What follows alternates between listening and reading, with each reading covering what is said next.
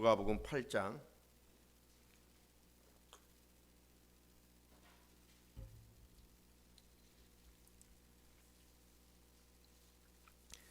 4절로 8절입니다.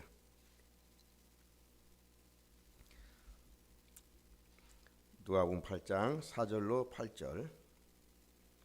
각 동네 사람들이 예수께로 나와 큰 무리를 이루니 예수께서 비유로 말씀하시되 씨를 뿌리는 자가 그 씨를 뿌리러 나가서 뿌릴새 더러는 길가에 떨어짐에 밟히며 공중의 새들이 먹어버렸고 더러는 바위에 떨어짐에 싹이 났다가 습기가 없으므로 말랐고 더러는 가시떨기 속에 떨어짐에 가시가 함께 자라서 기운을 막았고 더러는 좋은 땅에 떨어짐에 나서 백배의 결실을 하였느니라. 이 말씀을 하시고 유추시되 들을 귀 있는 자는 들을지어다. 아멘. 하나님의 말씀입니다. 오늘은 고난주간의 절정 성금요일입니다. 오늘 예수님께서 오전 9시에 십자가에 달리시고 오후 3시에 영상에 보신 것처럼 또 말씀이 증언하고 있는 것처럼 텔레스타이 다 이루었다. 다 이루었다. 십자가를 통해서 인류를 죄에서 구원하시는 구속사역을 마치셨기에 하나님의 아들로서 다 이루었다 말씀을 하십니다. 오늘 3시에 이제 운명하시게 되는데 그 어느 때보다도 오늘 경건한 삶 속에서 믿음으로 주님의 십자가를 바라보는 가운데 하나님의 다함이 없는 사랑, 나를 살리기 위하여 하나님의 아들을 내어주신 그 고귀한 사랑을 더 깊이 깨달아가는 의미 있는 하루가 되고, 특별히 이 사순절 고난주간에 거룩한 이 공식 십자가를 통한 거룩한 이 공식의 은혜가 우리 가운데 더 풍성히 임했으면 하는 그런 바람입니다. 여러분, 시너지 효과라는 것이 있죠. 시너지 효과. A에도 좀 부족하고 또 B도 부족합니다. 그런데 A와 B가 합쳐지면 엄청난 힘이 만들어진다는 겁니다. 예를 들어서 말 한 마리가 끄는 힘은 1000kg라고 했을 때 2마리가 끄르면 2000kg죠. 그러면 3마리가 짐을 끓는다면 3000kg가 맞잖아요. 산수 계산으로. 그런데 그렇지 않습니다. 2마리가 끓을 때는 2000까지 끓을 수가 있지만 3마리가 끓을 때는 A와 B의 힘을 뛰어넘어 6000kg까지 끓을 수가 있다. 이게 시너지 효과입니다. 또 버터플라이 이펙트라는 나비 효과도 있잖아요. 대서양 건너에서 나비 한 마리가 날갯짓을 하면 그것이 이제 바다 건너편에 오면서는 큰 태풍을 일으킨다. 이게 바로 이제 나비 효과입니다. 자, 이것이 바로 어찌 보면 가감 승제의 산수 논리의 곱셈과 같은 것이다. 곱셈과 같은 것이다. 이렇게 생각을 해봅니다. 여러분, 8 플러스 8은 16에 불과하잖아요.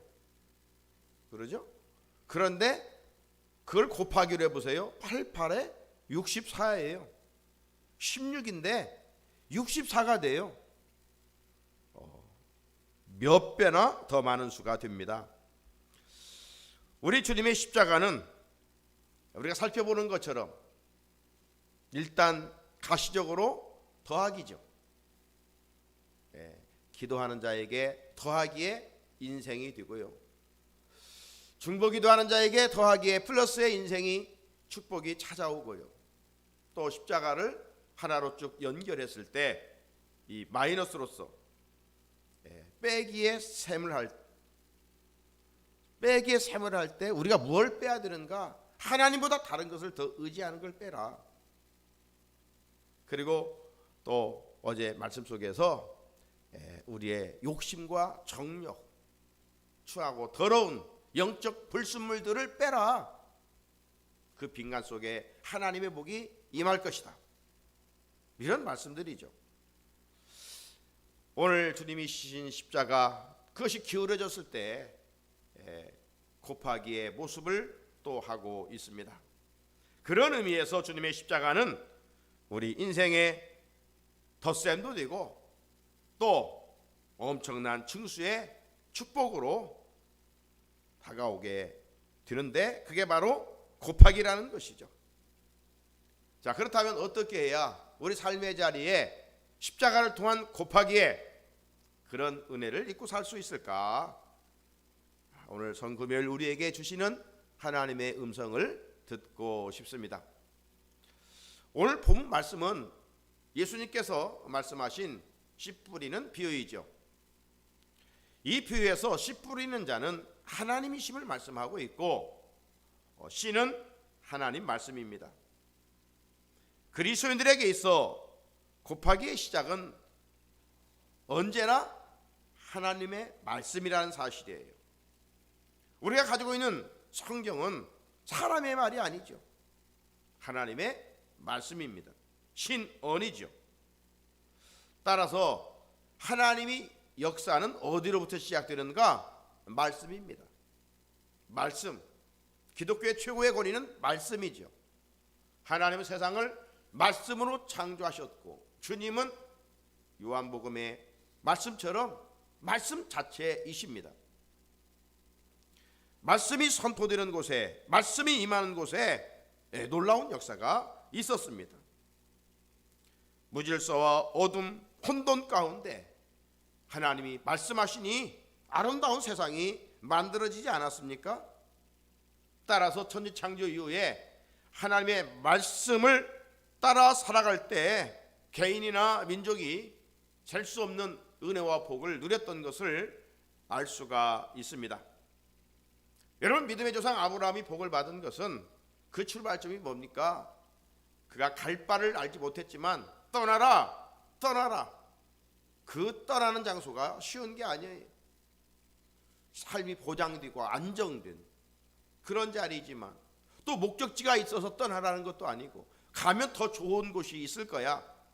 비전과 꿈을 갖고 떠나는 자리도 아니고, 그저 떠나라 했을 때 말씀에 순종했던 아브라함, 결국 하늘의 별과 바다의 모래 같은 복을 말씀의 순종을 통해서 얻게 됐던 것을 보여주고 있습니다. 하나님은 모세에게 말씀을 주셨지요. 율법을 주셨지요. 그래서 이스라엘 백성을 거룩한 나라와 제사장의 나라로 구별하여 주셨습니다. 하나님의 말씀이 이스라엘 백성들에게 선포될 때 결국 저들은 마음을 찢게 되었고, 그 회개를 통해서 회복이 되었습니다. 에스겔 선지자가 말씀을 선포할 때 골짜기에 마른 뼈들이 살아나 큰 군대를 이루었지 않았습니까? 언제나 하나님의 말씀의 씨가 뿌려질 때 이 시너지 효과가 빛을 발했던 것을 알 수가 있습니다. 엄청난 연쇄 작용이 말씀을 통해서 일어나는 것이죠. 이 놀라운 곱하기의 축복을 오늘 주님은 8절에서 이렇게 말씀합니다. 더러는 좋은 땅에 떨어짐에 나서 100배의 결실을 하였느니라. 말씀은요 100배의 결실을 맺게 한다는 것입니다. 얼마나 좋습니까? 말씀이신 예수님께서 이 세상에 오셔서 말씀하실 때마다 역사가 일어났어요. 시초의 표적이 무엇입니까? 가나 혼인잔치에서 예수님께서 어떤 말씀을 하시든지 하인들로 하여금 순종하게 하라고 마리아가 이야기했을 때 예수님은 참 순종하지 아니할 수 없는 명령을 하시잖아요. 포도주가 떨어졌는데 물을 채우라는 것입니다. 너무 맹랑한 말씀 아닙니까? 그런데 성경에 보게 되면 가나 혼인잔치집에 하인들이 아구까지 흉내내지 않았어요. 아구까지 가득 채웠던 것을 알 수가 있지요. 그래서 물떠온 하인들만 알더라. 물떠온 하인들만 알았어요. 왜? 주님의 말씀에 순종하였기 때문에. 말씀에 순종하는 자에게 이런 역사를 경험하게 되는 겁니다. 베다니 동네에 나사로가 죽었어요. 나흘이나 무덤에 묻혀 있었습니다. 그때 예수님이 눈물을 흘리시고 그의 무덤을 찾아가셔서 뭐라고 말씀하십니까? 나사로야 나오너라, 나사로야 나오너라 말씀하셨습니다. 그때 그가 살아나는 놀라운 역사를 일으켜 주시지 않았습니까? 예수님께서 말씀하실 때 각종 병자들이 치유되는 일들도 있었습니다. 이처럼 예수님의 말씀은 수많은 사람의 삶을 변화시키는 거룩한 시너지 효과가 있다는 사실이죠. 그 말씀의 역사는 2000년 전에 유대 베들레헴의 좁은 지역에서만 한정된 것이 아니라 갈릴리 그곳까지 한정된 것이 아니라 그분의 말씀은 살아있기에 오늘도 2000년이 지났지만 역사는 동일하게 일어나는 줄로 믿습니다. 자, 중요한 것은 말씀은 분명 좋은 씨인데 씨가 떨어지는 마음밭이 문제입니다. 마음밭이 오늘 주님이 비유해서 말씀하신 것처럼 길가와 돌밭과 가시덤불과 같은 밭이라면 상황은 달라지겠죠. 달라진다는 것은 무엇이겠어요? 하나님의 말씀의 역사가 일어나지 않는다는 것입니다.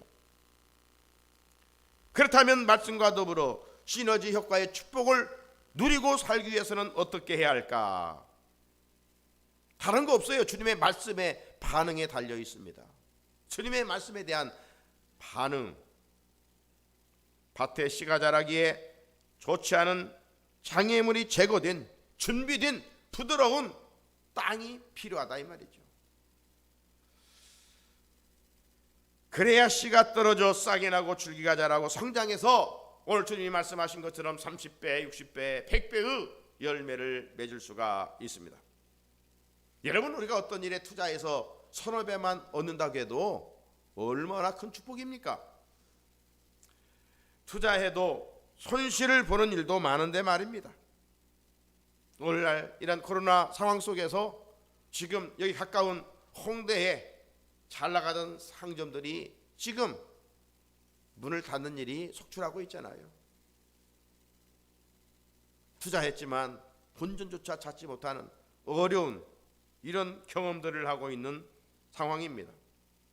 그런데 투자해서 100배라니 엄청난 것 아닙니까? 더하기 정도가 아니라 곱하기라 이 말이죠. 곱하기의 마지막 9 더하기 9는 81이지만 18이지만 9는 81이에요. 더하기와는 비교할 수 없는 곱하기의 수는 놀랍습니다. 세상에서 9를 투자해서 2배, 3배만 얻는다 해도 우리가 얼마나 그 얻기를 위해서 수고해야 하는지 모릅니다. 그런데 우리가 말씀과 더불어 살아가면 100배의 열매를 맺게 된다는 것입니다. 그런데 그것이 우리가 남다른 탁월한 능력이 있기 때문이 아니라는 것이죠.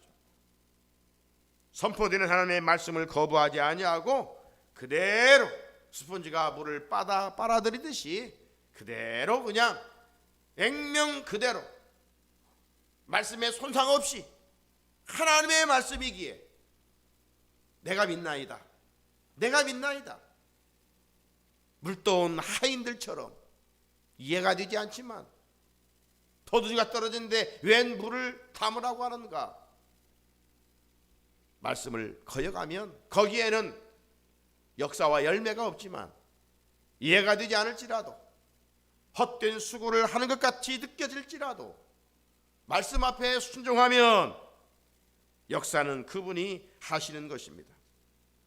마음밭에서부터 성령의 기운으로 씨가 자라 정말 미라클, 기적을 가져오는 것이죠. 말씀이 내 안에 잘 심겨지면 천국의 기쁨을 맛볼 수가 있고 하나님의 하시는 능력도 경험할 수가 있습니다. 사랑하는 우리 성도 여러분, 같은 본문을 담고 있는 마가복음의 씨 뿌리는 비유에 의하면 4장 20절에 좋은 땅에 떨어졌다는 것은 곧 말씀을 듣고 받아 30배나 60배나 100배의 결실을 하는 자라라고 말씀하고 있습니다. 이 말씀에서 우리가 잘못하면 이 숫자에 관심을 갖는데 빠지기 쉽습니다. 30배, 60배, 100배.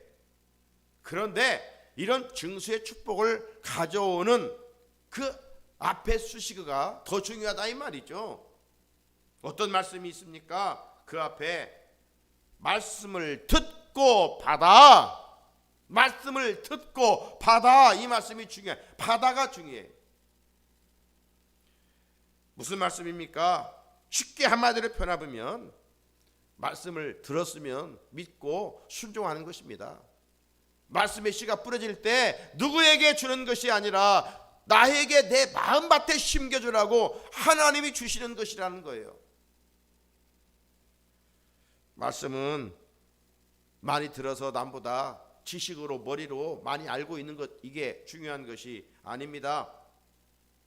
뭐가 중요하겠어요? 들은 말씀에 대한 순종이죠. 그래서 순종이 제사보다 낫다. 예배 골백번 드리는 것보다 말씀의 삶의 자리에 순종하는 것이 낫다. 이 말씀 아니겠어요? 오늘 그리스도인들이 비난받고 조롱받는 이유가 뭡니까? 왜 우리를 통해서 예수님을 다시 지금 십자가에 못 박는 일을 하는 것입니까?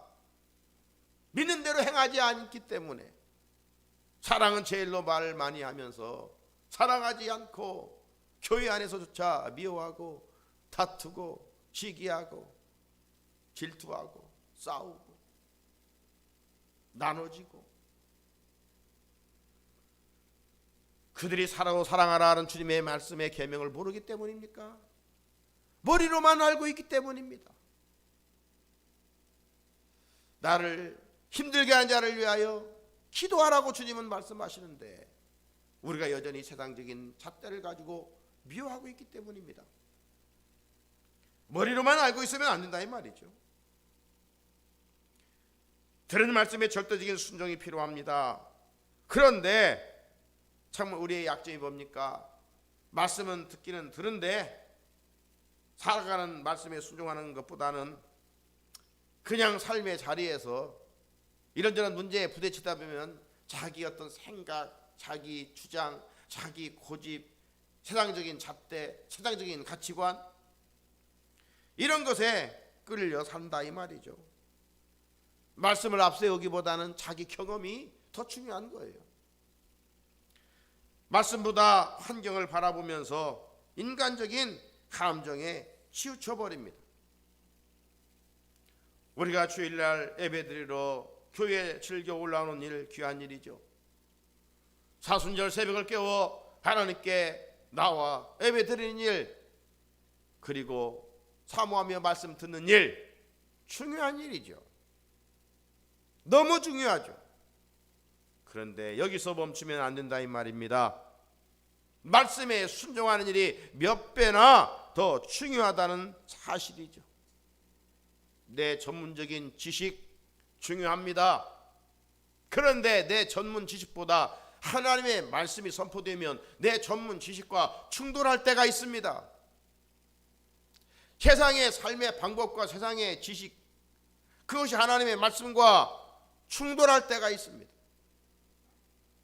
내 본능과 충돌할 때 우리는 말씀에 치우치지 못하고 본능에 치우쳐 살 때가 얼마나 있느냐 이 말이죠.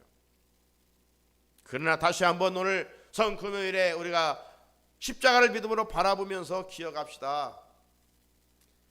십자가의 곱하기의 은혜와 복을 누리기 위해서는 내 전문 지식도 내려놔야 되고 내 경험도 큰 자산이지만 내려놓고 주님의 말씀의 능력을 신뢰할 수 있어야 합니다. 그렇게 한 사람이 있다면 베드로가 아닐까? 갈릴리 바닷가에서 물고기 잡고 살았던 베드로,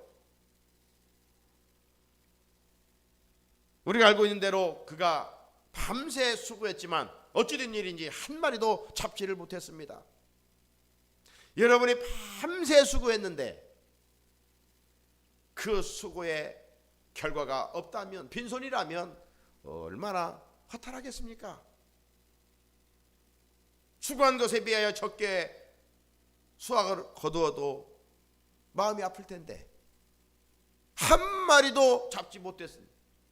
그렇다고 베드로가 처음 갈릴리 바닷가에 그물을 던졌겠습니까? 이제껏 그물을 던지며 살아온 사람 아닙니까? 그래서 더 허전하고, 물고기를 잡아야 가족들을 먹일 수 있는데, 하루를 지낼 수 있는데, 그걸 생각해 보면 참 마음이 괴로움이 찾아올 수밖에 없었습니다.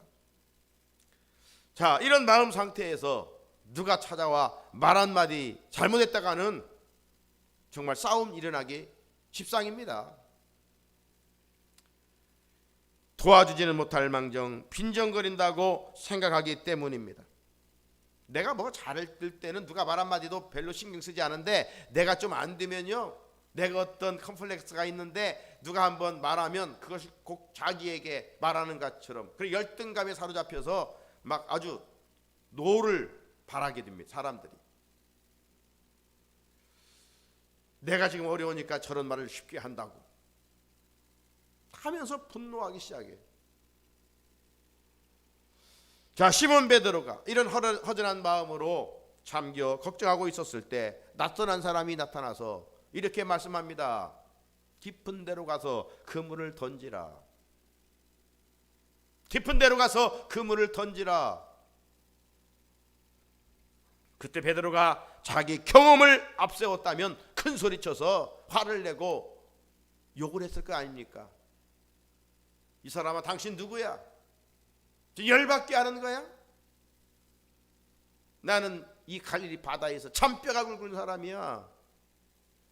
뭐라고 하는 거야 지금? 내가 어디에 그물을 치면 물고기를 많이 잡히는지 알고 있는데 지금 무슨 소리 하는 거야? 당신 누구야? 네? 속이 상한 나에게 염장을 지르는 거야? 막 하면서 대들을 수 있잖아요. 그런데 시몬 베드로는 자기 경험을, 이제까지의 경험을 내려놓았어요. 자신의 전문성을 내려놨어요. 그리고 누가복음 5장 5절에 보면 대신 말씀에 의지하여 내가 그물을 내리리이다. 말씀에 의지하여 그물을 내리리이다. 말씀에 순종한 결과는 뭐였죠? 만선의 기쁨이었습니다. 이게 바로 곱하기의 축복인 거예요. 투자한 것에 100배의 열매를 얻게 됐다는 겁니다. 사랑하는 성도 여러분, 지금 어떤 일에 힘들고 실패하고 있습니까? 환경을 탓할 일이 아니라 주님 말씀 앞에 불순종하는 그 어떤 것이 있는지 점검해 봐야 합니다. 그리고 시몬 베드로처럼 주님 말씀 앞에서 순종하십시오. 상상을 밖에 하나님께서 하시는 놀라운 일을 경험하게 될 것이고, 그 경험을 사람들 앞에 간증하게 될 것입니다. 순종이 없는 곳에는 역사가 없습니다. 사랑하는 성도 여러분, 우리들이 힘든 상황에서 할 일은 뭐예요? 내가 하려고 하면 더 일은 복잡해져요. 먼저 말씀을 믿고 순종하는 일입니다. 중요한 일을 하기 전에 먼저 해야 할 일은 말씀에 순종하고 있는지를 점검하는 일입니다. 오늘도 믿음으로 주님의 십자가를 바라보면서 기도하는 가운데 성령님께서 지적해 주실 때 즉시 순종할 수 있어야 합니다. 가정에서 자녀들이 부모의 말씀에 순종하면 부모의 마음의 기쁨이잖아요. 우리 주님은 우리의 아버지가 되시고 우리의 구원자가 되십니다.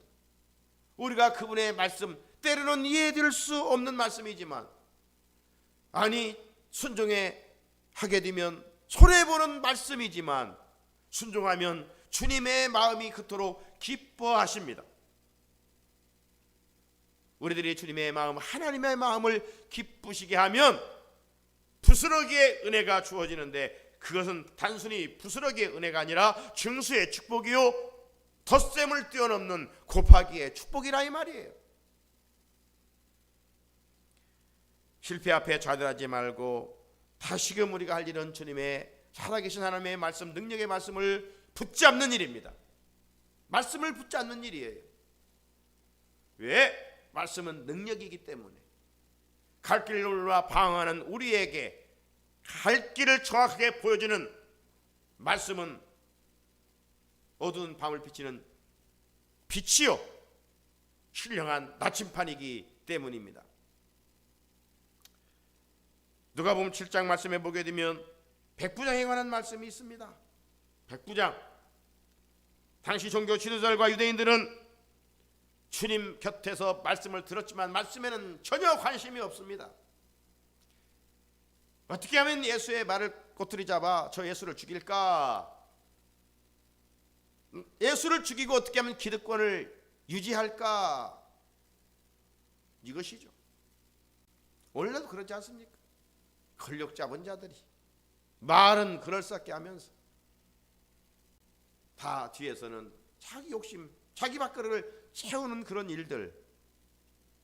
당시 종교 지도자들이 그랬어요.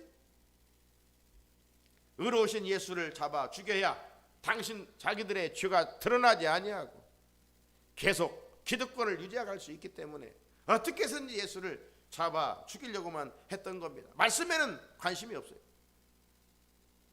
그래서 우리가 종교인이 되면 안 된다는 거예요.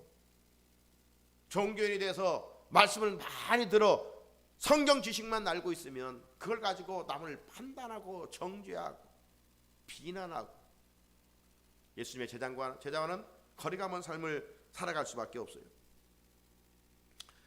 자, 유대인이요, 종교 지도자들이요, 성경을 잘 알고 있는 박사들이에요. 예수님을 행적을 보면 메시아임을 알고 있어요. 그래, 말씀에 관심이 없으니까 변질되는 것이에요. 하지만 이방인이었던 백부장은 주님의 말씀의 권위를 철저하게 인정하고 있습니다. 백부장에게는 사랑하는 종이 있었습니다. 그런데 그 종이 병들었다고 하지 않습니까?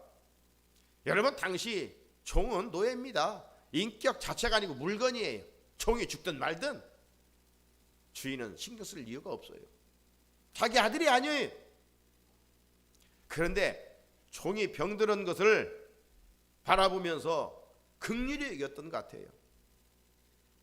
그렇다면 이 백부장의 인격은 참 대단합니다. 좋은 사람이었던 것 같아요.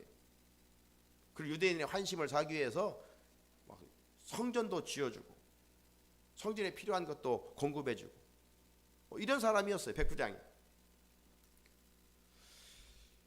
그래서 백부장은 종의 병을 고치기 위해서 사람들을 보내지 않습니까? 백부장이 예수님이 집으로 온다는 소식을 듣게 됩니다. 그때 백부장이 하인들을 보내서 예수님에게 이렇게 말하지 않습니까? 주여, 수고하시지 마옵소서. 내 집에 들어오심을 나는 감당하지 못하겠나이다. 그러므로 내가 주께 나아가기도 감당하지 못할 줄을 알았나이다. 말씀만 하사 내 하인이 낫게 하소서. 이 말을 들으신 예수님의 반응이 어떠하셨는지요? 누가복음 7장 9절에 보면 내가 너에게 이르노니 이스라엘 중에서도 이만한 믿음을 만나보지 못했노라. 백부장은 자기 권세보다 예수님의 말씀의 권위를 인정했습니다. 말씀의 능력을 믿은 결과 종이 깨끗하게 치유되지 않았습니까? 이것이 곱하기의 축복입니다. 이 아침 우리도 백부장이 순전한 믿음으로 주님의 말씀을 붙잡았던 것처럼 우리들도 주님의 말씀을 붙잡고 순종할 때 이런 기적 같은 치유를 경험하게 될 줄로 믿습니다. 주님이 말씀하신 씨 뿌린 비유에서 모든 밭의 씨가 이런 복을 받는다고 말씀하고 있지 않습니다. 길가도 아니고 가시밭도 아니고 돌밭도 아닙니다. 어떤 밭이어야 한다고 말씀합니까? 좋은 땅, 옥토여야 한다. 옥토. 그렇다면 오늘 씨를 받는 내 마음의 상태가 중요하다 이 말이죠. 길가처럼 굳어 있는데도 부드러운 옥토로 착각을 하면 안 돼요. 남보다 말씀을 많이 듣는다고 옥토가 되는 것이 아닙니다. 남보다 신앙적인 행위를 한다고 해서 열심을 낸다고 해서 마음밭이 옥토가 되는 것도 아닙니다. 농부가 봄이 돌아오면 겨우내 굳은 땅 그곳에 씨를 뿌리지 않습니다. 농기구를 준비하고 쟁기를 준비해서 그 굳은 땅을 갈아 엎습니다. 그리고 씨를 파종하잖아요. 그 씨가 그 밭에 떨어져서 정말 30배, 60배, 100배의 열매를 맺게 되는 법입니다. 의로 오늘날 그리스도인들 중에는 길가와 같이 말씀을 듣지만 굳어있는 자들이 적지 않게 있습니다. 형식적으로만 말씀을 들을 뿐 마음밭을 기경하지 않습니다. 결국 이런 신앙인은 말씀 따로 행동 따로입니다. 오래 믿어도 변화가 없습니다. 주님의 능력도 경험하지 못합니다. 믿어도 마음과 얼굴에 기쁨도 없습니다. 왜? 마음에 하나님 나라가 임하지 않으니까. 종교인들에게는 하늘의 신앙한 기쁨을 누릴 자격도 없지요. 사랑하는 성도 여러분, 마음밭을 기경한다는 것은 내 안에 있는 지식의 교만, 경험의 교만, 옛사람의 교만을 뿌리채 캐내는 작업을 해야 합니다. 그리고 말씀 앞에 절대 순종을 요구합니다. 말씀에 내 주관적인 생각이 조금이라도 개입되면 안 됩니다. 그 순간 우리는 말씀을 유면하고 어느덧 내 생각과 내 경험이 앞서게 되기 때문입니다. 그리고 나는 믿음으로 그 뒤를 그러므로 그냥 따라가면 되는 겁니다. 광야 인생길에서 나보다도 주님이 먼저 앞서가게 하시고 나는 믿음으로 따라가면 되는 거예요. 그때 주님은 우리의 필요를 아시고 채워주시는 것이죠. 말씀이 왜 온전히 뿌리를 내리지 못하고 결실을 맺지 못하는 것일까요? 순종하되 끝까지 순종하지 않기 때문에. 순종하되 끝까지 순종하는 것이 중요한 거예요. 나만 장군이 엘리사의 선지자의 말을 듣고 기분이 상했잖아요. 우리나라에 가면 요단강보다 더 좋은 물이 있는데 무슨 저 세속말로 똥물에 더러운 물에 몸을 7번씩이나 담그라고 그래. 하나님이 능력이 있다면 한 번이면 되지 무슨 7번씩이나. 우리의 신이 더 낫겠다. 이런 마음을 가지고 돌아가려고 했잖아요. 그때 옆에 있던 신하들이 장군님 뭐 어려운 명령도 아니지 않습니까? 한센병을 고치는 일에 그게 무슨 어렵다고 그렇게 불쾌하게 반응하십니까? 요단강에 가서 이 이스라엘 선지자 말대로 한번 담궈봅시다. 그걸 건강하게 지내지 하지 않습니까? 그러니까 우리가 살아가면서 내 옆에 어떤 사람을 만나고 살아가느냐 이게 중요한 거예요. 우리가 낙심할 때 정말 소망의 말을 전하는 사람, 위로해 주는 사람, 격려해 주는 사람, 믿음의 말을 선포해 줄 수 있는 사람, 이 한 사람이 있으면 우리는 또 일어납니다. 우리가 믿음을 가졌다고 하지만 나만처럼 행동할 때가 얼마나 많아요. 하나님을 의심할 때가 얼마나 많아요. 하나님이 안 보이고 캄캄할 때가 얼마나 많아요. 그때 믿음의 사람이 곁에 찾아와 집사님, 그래도 하나님은 사랑하십니다. 하나님은 합력하여 선을 이루십니다. 좋은 일이 있을 것입니다. 하나님 우리에게 믿음을 선물로 주셨고 기도에 특권을 주시지 않았습니까? 좌절하지 말고 한 번 더 기도합시다. 이런 옆에 믿음의 사람, 그런데 그렇지 않은 사람도 얼마나 많은지, 넘어진 사람 엎어져 코 깨지게 부정적인 말로 하는 자도 얼마나 많은지. 그래서 인생길에 믿음의 사람을 만나고 살아가는 것이 큰 복이라 이 말이죠. 결국 옆에 하인의 말을 듣고 요단강에 가서 한 번, 두 번, 세 번 별 반응이 없습니다. 몸에 변화가 일어나지 않습니다. 그러면 그렇지, 이 더러운 물에 무슨 내가 참 어리석도다 하면서도 고치고 싶은 욕망이 있지 않겠어요? 그래 4번, 5번, 6번 역시나 그냥 그 물속에 뛰쳐나와 자기 집으로 돌아가고 싶었지만, 그래 이제 한 번인데 뭐 7번째 요단강 물에 들어가 나왔더니 어떻게 됐어요? 열왕기하 5장 14절을 보면 마지막 7번까지 순종했더니 이렇게 말씀합니다. 나아만이 이에 데려가서 하나님의 사람의 말대로 요단강에 7번 몸을 잠그니 그의 살이 어린 아이와 살같이 회복되어 깨끗하게 되었더라. 할렐루야. 마지막까지, 끝까지 내 생각에 1도 개입되지 아니하고 말씀 그대로 순종할 때 이런 열매가 있는 거예요. 이런 곱하기의 축복이 있는 거예요. 말씀은 적당히 내가 할 수 있는 선에서 순종하는 것이 아니에요. 끝까지 온전히 순종해야 됩니다. 말씀의 이물질인 내 생각이 조금이라도 개입되면 안 돼요. 전적으로 순종해야, 손해볼지언정, 십자가를 지는 고난이 있을지언정 순종하면 하나님께서 곱하기의 은혜를 있게 하신다 이 말이죠. 세상에서 가장 위대한 곱하기는 주님의 십자가입니다.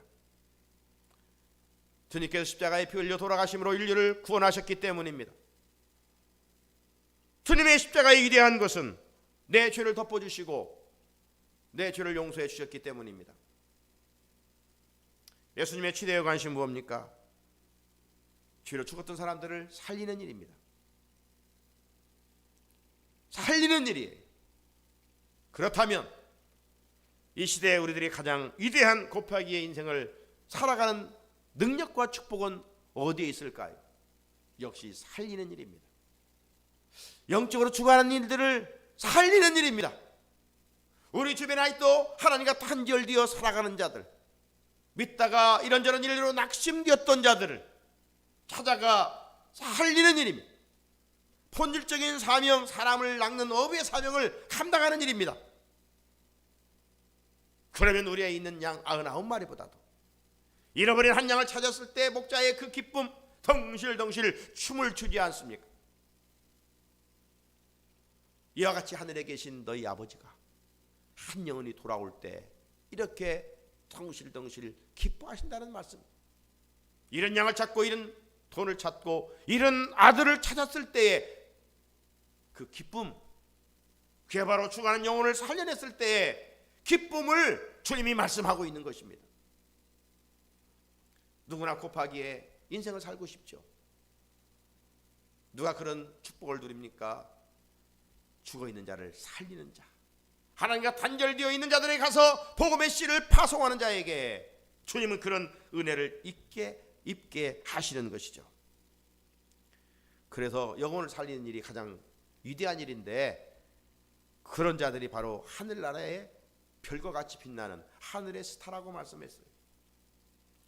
다니엘서 12장 3절 잘 아는 말씀이 있습니다. 지혜 있는 자는 궁창의 빛과 같이 빛날 것이요, 많은 사람을 옳은 대로 돌아오게 하는 자는 별과 같이 영원토록 빛나리라. 세상의 스타는 봄철 꽃과 같습니다. 다 지나가요. TV에 보면 동행이라는 그런 프로그램이 있는데 EBS에 그 기라성 같은 옛날 한때 정말 은막의 주인공들이 세월의 흐름 속에서 약해져서 참 추하게 살아가는 그런 모습들, 그냥 자녀들도 멀어지고 자녀들과 갈등하고, 그래서 여행을 통해서 동행하면서 자녀들과 그 회복을 가져오는 그런 프로그램이에요. 세상의 스타는 봄의 꽃과 같습니다. 시들어버리고 만 것이죠.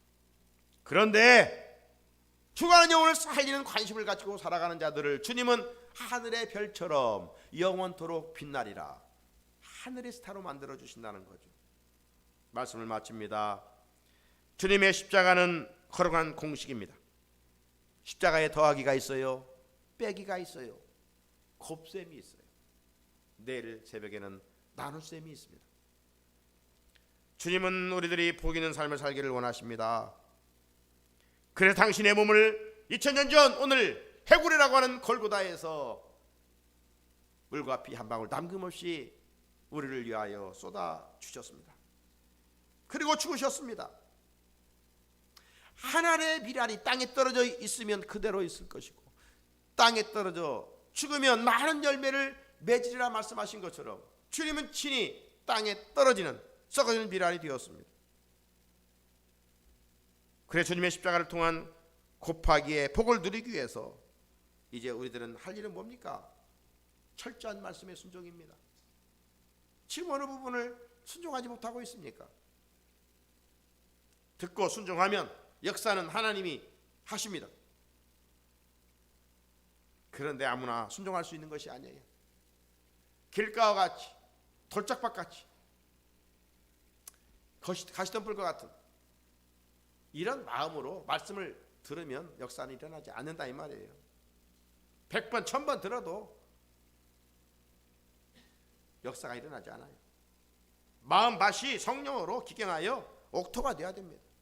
옥토에 떨어졌을 때 그 말씀의 씨앗은 30배, 60배, 100배의 열매를 맺게 되는 것입니다. 오늘도 성금요일 주님의 십자가를 바라보면서 나를 향한 하나님의 사랑을 깨달으면서 말씀의 순종을 통한 거룩한 공식, 이 곱하기의 축복을 누려가는 우리 모두가 될 수 있기를 주님의 이름으로 축복합니다. 오늘은 조용히 믿음으로 주님의 십자가를 바라보면서 기도를 드리면 좋겠습니다. 오늘 하루는 그냥 우리 주님이 9시부터 십자가에 달리시고 오후 3시 운영하시는데 그 시간까지 우리가 좀 경건하게 살면서 금식도 해보면서 문화의 금식도 하면서 오늘 하루가 우리가 은혜 가운데 묵상하는 가운데 하나님의 구속의 사랑을 깨달아가면 좋겠습니다. 왜 하나님의 아들이신 그분이 그런 고난을 당하셨는가? 오늘도 조용히 묵상 기도하시다가 돌아가시면 좋겠습니다.